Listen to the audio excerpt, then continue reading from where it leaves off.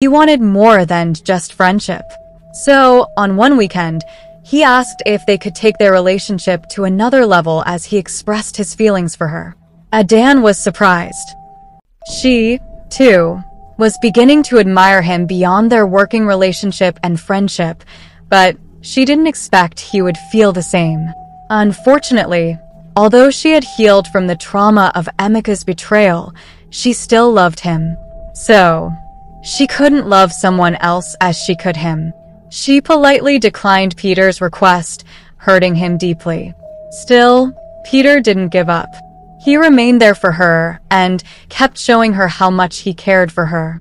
Adanne appreciated his kindness and care, and they remained friends. One day, she was cooking in the kitchen when she heard Uche scream from the living room. Alarmed, she decided to rush to know what was wrong and didn't pay attention to her surroundings. She hit the pot containing the hot sauce she was stirring while trying to run out, and it came tumbling down and poured all over her legs. She screamed in pain as the heat burned her flesh. Uche rushed to the kitchen instead and began crying again when he saw his mom crying in pain. He was too young to know what to do, and the only way he could express his confusion was by crying. Adanne knew she had to be strong for herself and her son. Despite the pain, she got up and walked to her phone while patting her son. Her sister was away on a business trip at the time. The only person she could call was Peter. She called him to ask him if he could help her to get to the hospital. He immediately agreed and got into his car. While waiting for Peter, she applied first aid on the wound. When they got to the hospital, she was admitted for proper treatment. Adanne was scared about the welfare of her son. Her sister was away, and she had no one who would willingly look after Uche. But even without asking or expressing her worries, Peter told her he would look after Uche while she was at the hospital. Adanne couldn't express her gratitude enough.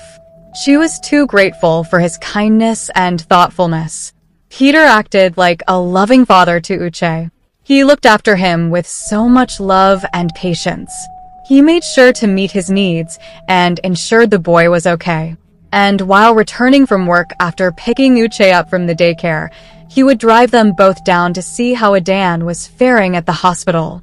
When they came around, Adanne could see how happy Uche was with Peter. She was skeptical about him staying with Peter, thinking he would be uncomfortable, as he had never been alone with anyone else besides her sister. But she was shocked to see how Peter and Uche flowed seamlessly. She even heard Uche refer to him as Papa, rather than the usual Uncle Peter he called him. A week later, she was discharged, and Peter drove her home. He then ordered that she rested at home for a few days before she resumed work. Adanne spent those few days at home to reflect on the bond between her and her boss. She was convinced he loved her and her son. She too could no longer deny the fact that she had fallen in love with him. She had made a decision. She decided to move on. Even Uche loved him, and she knew he would be a great father to Uche. More so, Uche needed a father figure in his life. No one else wore that shoe better than Peter. When she went back to work, she entered his office to thank him for his kindness and help when she needed it the most, which he gracefully accepted. She then told him that she loved them and would like to take their relationship to a deeper level. Peter was so happy to hear this that he immediately pulled her into a warm embrace and kissed her. Peter never ceased to show Adanne with love. Soon, her fellow colleagues knew there was something going on between the boss and her.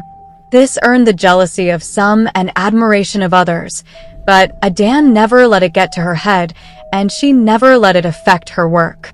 She still remained the cheerful and efficient lady they had known her to be, and Peter just kept loving her more and more. 2 years later, Peter knew he had to settle down with Adanne. So, on her birthday that year, as she entered the office, she was shocked to see the entrance was decorated with balloons and flowers. As she entered inside, she heard the happy birthday shout from her colleagues. She was shocked and looked around in amusement as her hands covered her mouth. She then gave a hearty laugh to fight the tears that threatened to fall. This was too beautiful. She began to thank everyone for the efforts they made in doing this for her. But in the midst of the crowd, she searched for Peter, but didn't find him. She suspected he was the mastermind behind this. But where was he? "Happy birthday," she heard his calm voice from behind her. As she turned around, Peter was standing behind her with a wide smile and a cake in his hands. Both her hands were on her lips, covering her mouth as tears began running. His smile widened, and he urged her to come closer to him to give him a side hug because of the cake he was holding. She whispered, "Thank you," and he pecked her lips. When it was time to cut the cake, Adanne slid the knife through the cake, but realized there was something hard. She became curious and decided to cut the cake open. When she did that, she found a golden ring. And when she picked it up and turned back, she met Peter already down on one knee. She gasped in shock. "I love you, Adanne, and I don't think I can do life without you. I also want to be a father to Uche, so please, will you marry me?" Peter asked so lovingly that tears ran down Adanne's cheeks as she nodded. He then collected a ring from her hand and slid it onto her finger. He got up and kissed her while the cheerful onlookers watched on with admiration. She had tears streaming down their faces too. 3 months later, they got married. As the years passed by, the couple groomed Uche to be a responsible child. They made sure Uche got the best of everything: school, clothes, and education. Uche made them proud with his exceptional intelligence. In due time, he graduated high school, got into college, and studied computer science. Upon graduation, he was immediately employed in a tech company. His employment came with privileges like a house and the car with a hefty offer. His parents couldn't be any happier, especially Adanne. Everything was going fine for this family until someone they never thought they would ever see showed up in their lives. That day, the family was having a small outdoor gathering to celebrate Uche's birthday when a strange man suddenly showed up. The old man looked shabby and rough. He also exuded a foul stench, and Uche felt nothing but sympathy for him. Uche was about to offer the man a drink when Adanne stopped him. "That's the man who abandoned you," she said, ever so coldly.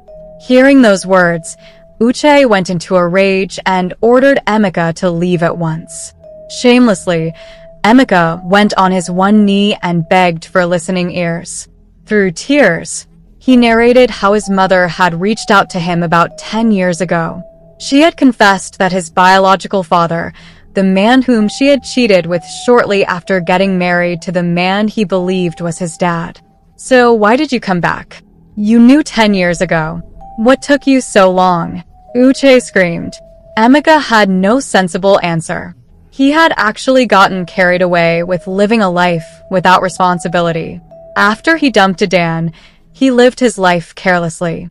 He went from party to party, dated several women, and spent lavishly. Eventually, he settled with a younger girl only 5 years ago, and that marked the beginning of his misery. She made his life a living hell. She never truly loved him and was only with him for his money. As a result of his marital problems, Emeka could no longer focus at work, and he got laid off. Just when he thought things couldn't get any worse, his young lover fled. That day, he had gone out to take a bottle or two. Whenever he went out that way, he would stay away for several hours just to escape the wrath of his girlfriend. When he eventually returned home that day, he got the shock of his life. Every single thing he owned was gone. Worse off, he began getting debit alerts on his phone until almost nothing was left. Overwhelmed with shock, Emeka suffered a stroke. Fortunately for him, his neighbor came to his aid, and he was taken to the hospital, where he eventually recovered. As soon as he got discharged, Emeka knew he had to look for his original family. Being treated in such a way made him realize how badly he had treated Adanne and his son. He had heard that Adanne had remarried, but still believed he stood a chance. After all, she had been madly in love with him back then. How wrong he was.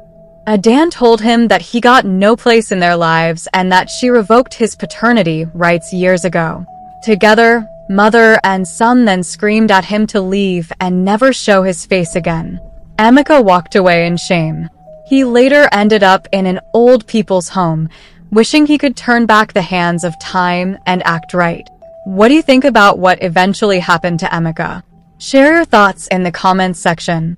If you liked the story, surely the next video that's appearing on your screen will move you too. A huge kiss, and see you in the next story.